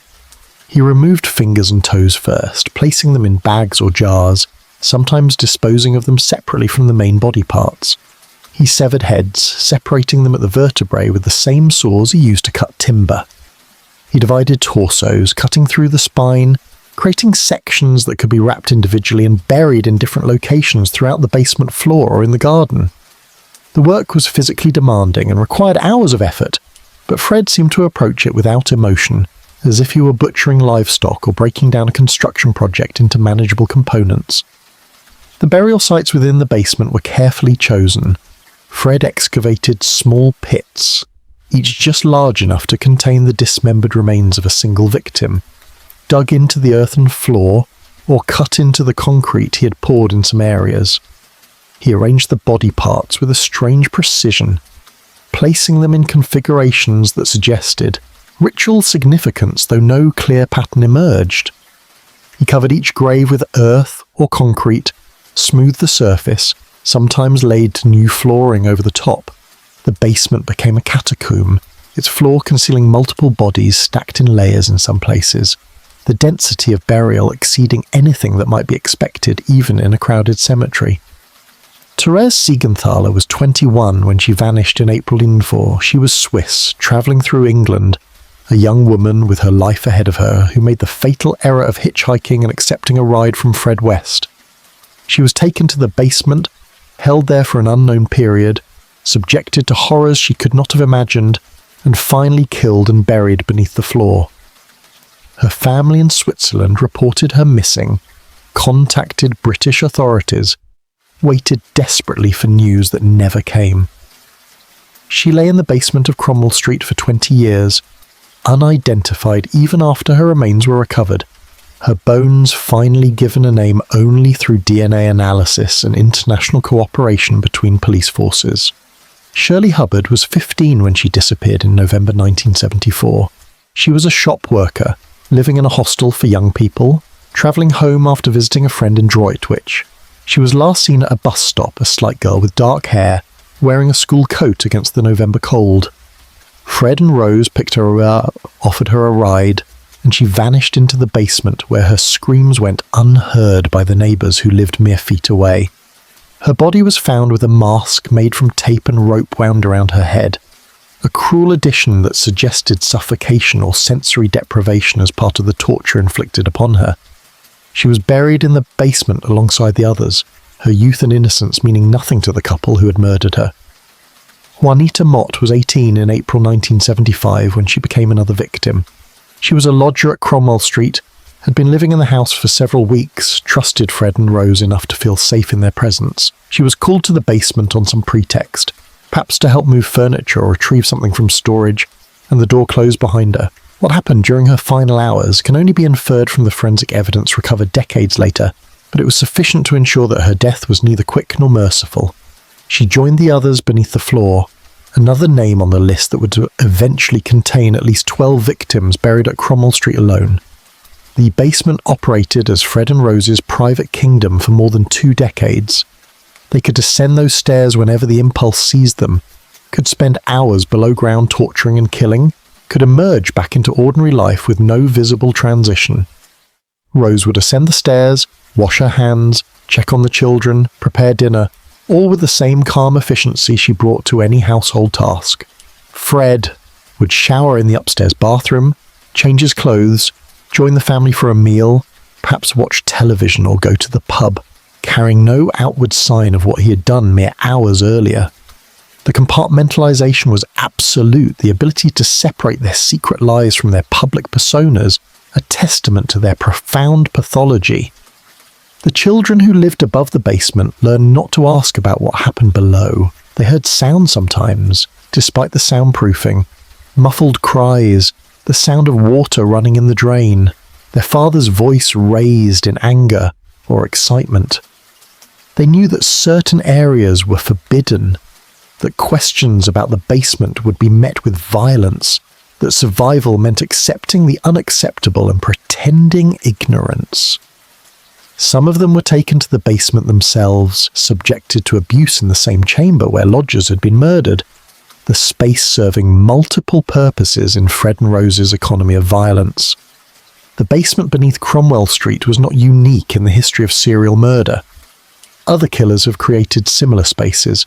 John Wayne Gacy's crawl space, Dennis Nilsen's floorboards, Jeffrey Dahmer's apartment, but few operated for as long or killed as many as Fred and Rose West, and few did so with such methodical efficiency and such complete immunity from detection.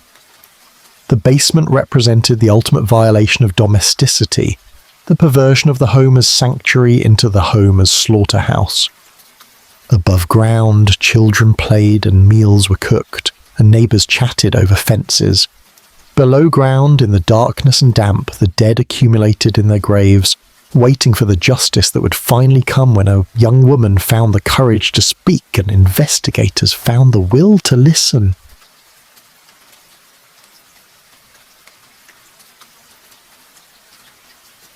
Chapter 9. The Unravelling.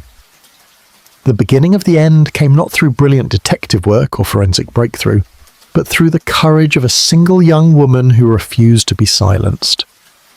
In August 1992, a girl who had been living at Cromwell Street went to the police with allegations of rape and assault. She was one of Fred and Rose's own children, pushed beyond endurance by years of abuse, finally willing to risk the consequences of speaking out. The allegations were serious enough to prompt an investigation, and social services became involved, removing younger children from the household while police gathered evidence. Fred and Rose were arrested, interviewed, released on bail.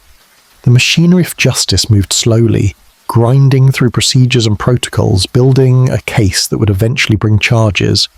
But the case was problematic from the prosecution's perspective. The complainant was a child from a troubled household, her testimony would be challenged, and proving historical sexual abuse was notoriously difficult. Fred and Rose maintained their innocence, claimed the allegations were fabrications, painted themselves as victims of a malicious daughter. The case dragged through 1993, with Fred eventually agreeing to plead guilty to lesser charges, rather than face trial on more serious counts. He was sentenced to a short prison term, served his time, and returned to Cromwell Street where Rose had maintained the household in his absence. But something had shifted. The investigation had brought attention to the West family, had created records and reports that remained in police files, had established a pattern of complaints that might eventually be connected to older mysteries. And one detective, Hazel Savage, a woman approaching retirement, had developed a conviction that the Wests were hiding something far worse than the sexual abuse for which Fred had been convicted.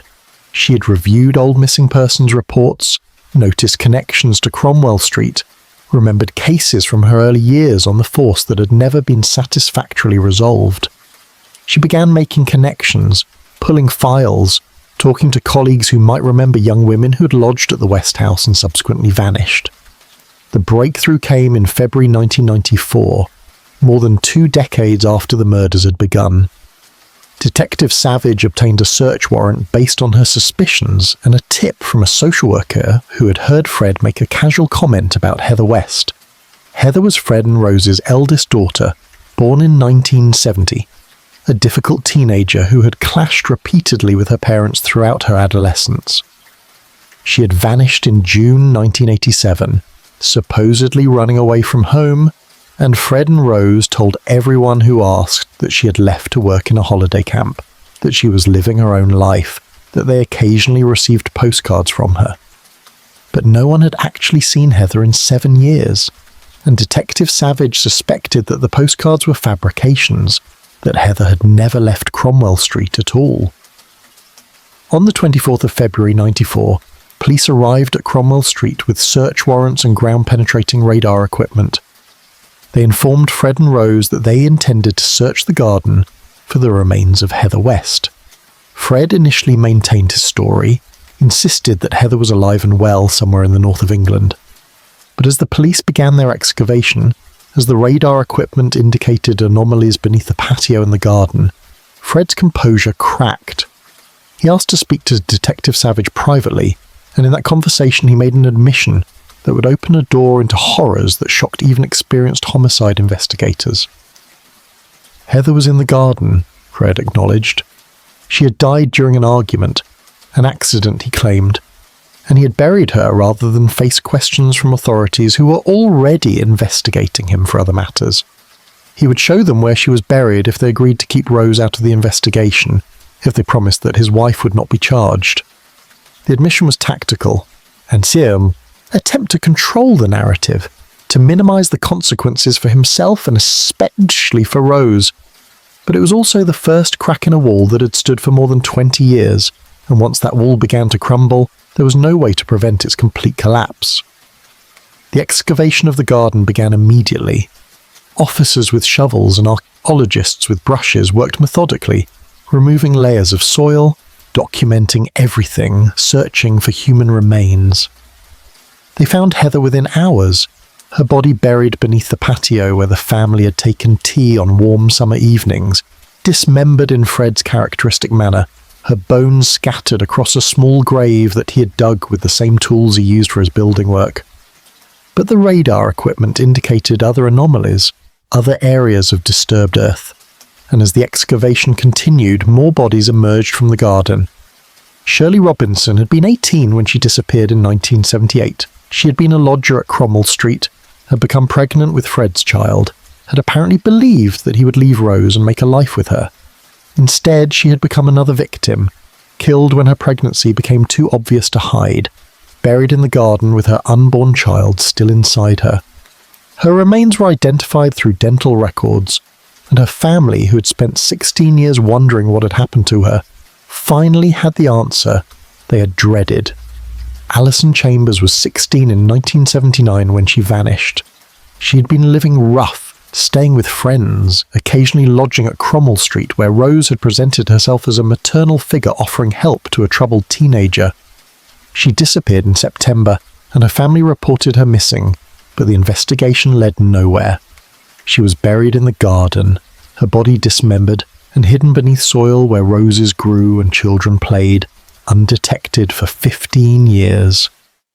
As bodies emerged from the garden, police obtained warrants to search the house itself. The basement became the focus of intensive investigation. Ground-penetrating radar indicated multiple anomalies beneath the concrete floor. An excavation began in the confined space, officers working in shifts, carefully removing layers of flooring and earth, documenting every fragment of bone or fabric they discovered. The density of burial was extraordinary. In an area no larger than a modest bedroom, the remains of at least 9 young women were discovered, buried in graves that had been dug into the floor, the bodies dismembered and arranged with a precision that suggested ritual or compulsion. Each discovery prompted a new wave of investigation. Missing persons reports were pulled from archives across Gloucestershire and beyond. Families who had spent years or decades wondering about disappeared daughters were contacted, asked to provide DNA samples for comparison. Dental records were requested from practitioners across the country. Forensic anthropologists worked to reconstruct identities from fragmentary remains. The scale of what Fred and Rose had done gradually became clear. At least 12 victims at Cromwell Street alone, and investigators suspected there were others. Bodies buried at previous addresses, remains that might never be recovered. Fred was arrested and charged with multiple counts of murder.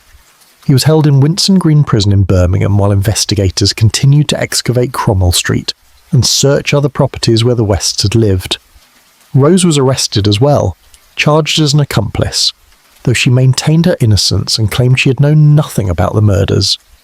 The evidence against her was substantial. Testimony from surviving victims of sexual abuse, forensic evidence from the basement, witness statements from people who had known the family. The case against both Fred and Rose seemed overwhelming, built on physical evidence and testimony that would be difficult to refute. But Fred would never stand trial.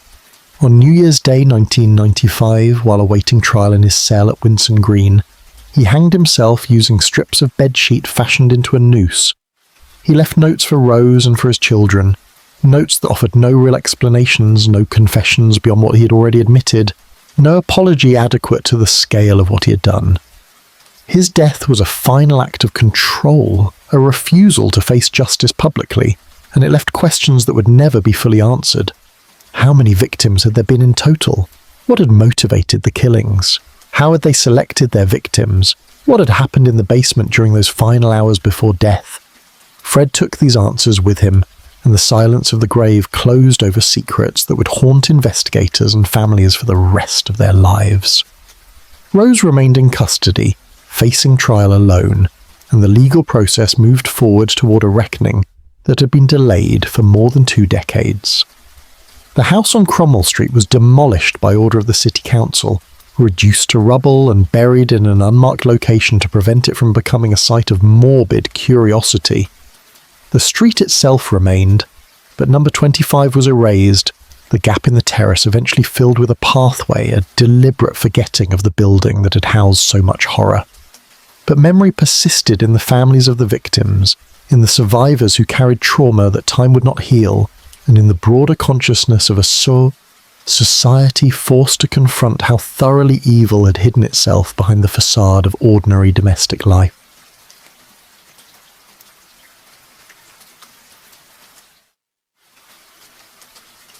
Chapter 10. The Reckoning and the Silence. The trial of Rosemary West began in October 1995 at Winchester Crown Court, far from Gloucester, where pre-trial publicity had made finding an impartial jury impossible. The courthouse was a modern building, designed for the efficient administration of justice, but the proceedings it hosted belonged to a darker age, evidence of crimes that seemed to reach backward across history, to medieval tortures and executions. The courtroom filled each day with journalists, legal observers, and members of the public who had queued for hours to witness a trial that had captured the attention of the entire nation. Rose sat in the dock, flanked by prison officers, her appearance changed by incarceration, hair greying, weight gained, the bright clothes and jewellery of her Cromwell Street years replaced by the prison-issued garments that drained colour from her face. The prosecution case was led by Brian Levison, who would later become a senior judge, and it unfolded over weeks with meticulous attention to detail. The charges were specific and numerous, 10 counts of murder for the victims whose remains had been discovered at Cromwell Street. The prosecution's task was to prove that Rose had not merely been Fred's passive accomplice, but an active participant in the murders, that she had killed or helped kill these young women, that she bore individual criminal responsibility for crimes she now sought to minimise or deny entirely. The evidence presented was comprehensive and devastating. Forensic pathologists testified about the remains recovered from the basement and garden, describing the dismemberment patterns, the evidence of restraint and torture visible on bones that had lain buried for decades. The testimony was clinical necessarily, reducing horror to medical terminology, but even in clinical language, the suffering of the victims was evident. Young women had been bound and gagged, subjected to prolonged sexual violence, killed by strangulation or suffocation, then butchered and buried like refuse. The pathologists presented their findings without emotion, but the jury heard between the technical words the screams that had echoed in the soundproofed basement, saw in their minds the terror those young women had experienced in their final hours. Surviving witnesses provided testimony that established patterns of behaviour.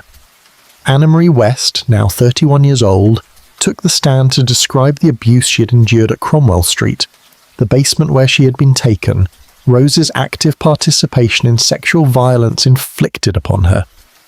Her testimony was difficult to hear, delivered in a quiet voice that sometimes broke, but it was crucial in establishing that Rose was capable of violence, that she had subjected her own stepdaughter to horrors similar to those the murder victims had experienced. Other witnesses followed. Former lodgers who had escaped Cromwell Street before becoming victims, neighbours who testified about the comings and goings at the house, police officers who described the excavations and the recovery of remains. The defence strategy was predictable but limited in its effectiveness. Rose's barrister argued that she had been under Fred's control, that he had been the dominant partner in the relationship, that she had lived in fear of him and been coerced into compliance with his wishes. This narrative of the abused wife acting under duress had been successful in other cases, but here it foundered on multiple obstacles. Rose had killed Charmaine while Fred was in prison, demonstrating capacity for independent violence.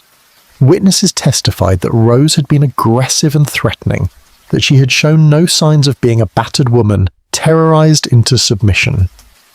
And perhaps most damaging, Rose's own demeanour in court contradicted the defence narrative.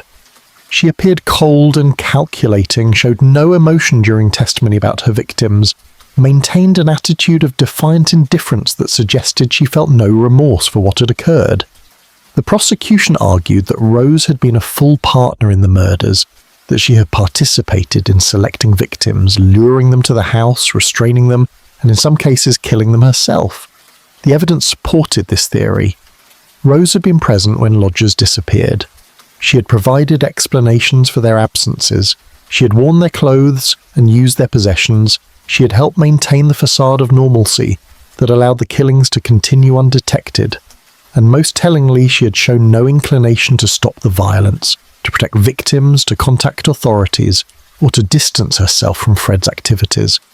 Instead, she had enabled and facilitated the murders over more than 2 decades, making her as guilty as Fred himself in the eyes of the law.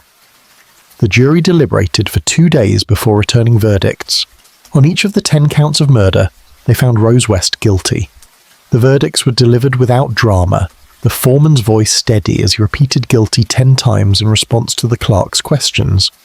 Rose showed no visible reaction, standing in the dock, with the same blank expression she had maintained throughout the trial. The judge, Justice Mantell, delivered his sentence immediately. For each count of murder, Rose West would serve a term of life imprisonment. But more significantly, the judge recommended that she should never be released, that she should spend the remainder of her natural life behind bars. It was one of the harshest sentences available in British law, reserved for the most dangerous and unrepentant offenders. Rose was taken from the court to begin serving her sentence at HMP Durham, a Victorian prison that housed some of Britain's most notorious female criminals. She would later be transferred to HMP Low Newton and eventually to HMP New Hall, moving through the prison system as authorities attempted to find appropriate long-term accommodation for a woman who could never be safely released. In prison, she maintained her innocence, claiming that the verdict was unjust, that she had been convicted on the basis of circumstantial evidence and testimony from witnesses whose credibility was questionable. She launched appeals that were denied at every level. She gave occasional interviews to journalists, always maintaining that she was a victim of circumstance, that Fred had been solely responsible for the murders, that she had known nothing until the excavations began. But those who studied the case closely found her protestations unconvincing. The evidence was too substantial, the pattern too clear, the testimony too consistent across multiple witnesses. Rose had been an active participant in crimes that shocked a nation hardened by decades of violent crime. She had shown no mercy to her victims, no compassion to her own children, no remorse for actions that had destroyed dozens of lives. She had helped create a house of horrors on an ordinary street in an ordinary city, and she had done so over decades with such competence that detection had come only through chance and the courage of survivors willing to speak. The families of the victims attended the trial, seeking some measure of closure, some acknowledgement of what had been taken from them. They heard their daughters' stories told in court, learned details they had not known and might have preferred never to know, sat through testimony that reopened wounds that had never properly healed. For some, the verdict brought satisfaction, a sense that justice had been achieved, even if delayed by decades. For others, the trial was merely another ordeal, confirmation of suspicions they had held for years, but which had been dismissed by authorities who should have investigated more thoroughly. The unanswered questions persisted even after the trial concluded. How many victims had there been in total? Fred had admitted to 12 murders at Cromwell Street, but had hinted at others. Police had searched previous addresses where the Wests had lived, finding remains at some sites, finding nothing at others where ground disturbance or contamination made thorough investigation impossible. Families of young women who had disappeared in Gloucestershire during the 1970s and 1980s wondered whether their daughters were among the unidentified or undiscovered victims. The police maintained open files on multiple unsolved disappearances, but without Fred's testimony or additional physical evidence, the truth would remain elusive. The case prompted broader questions about systemic failures. How had Fred and Rose operated for more than 2 decades without detection? The answer was complex, involving social attitudes toward missing women, resource constraints in police departments, the transient nature of the victims, and the ability of the Wests to present themselves as ordinary citizens.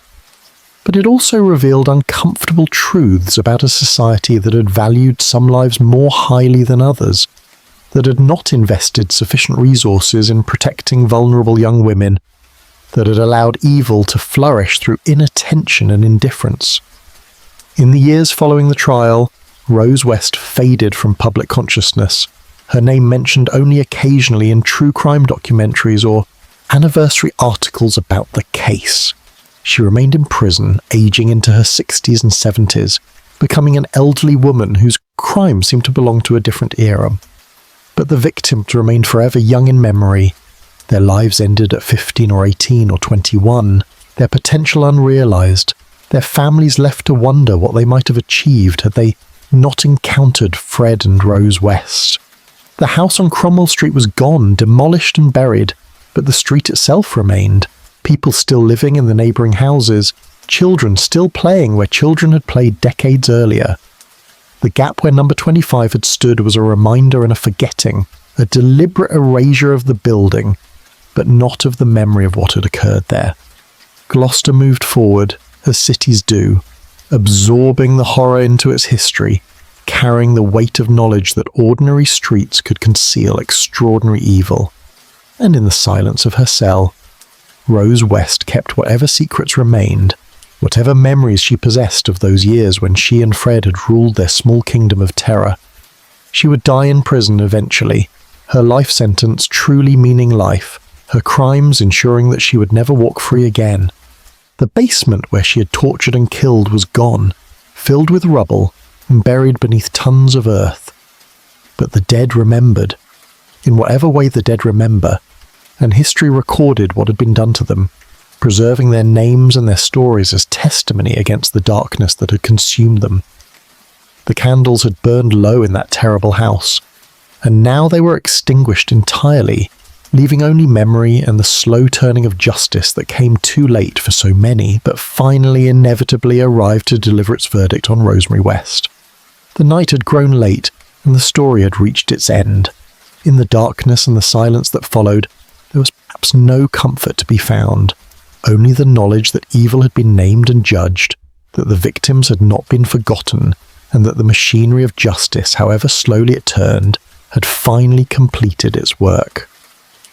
The house stood no more, but the memory endured, a reminder that horror could wear an ordinary face, that evil could hide behind closed doors, and that vigilance must be maintained lest such darkness find opportunity to flourish once again.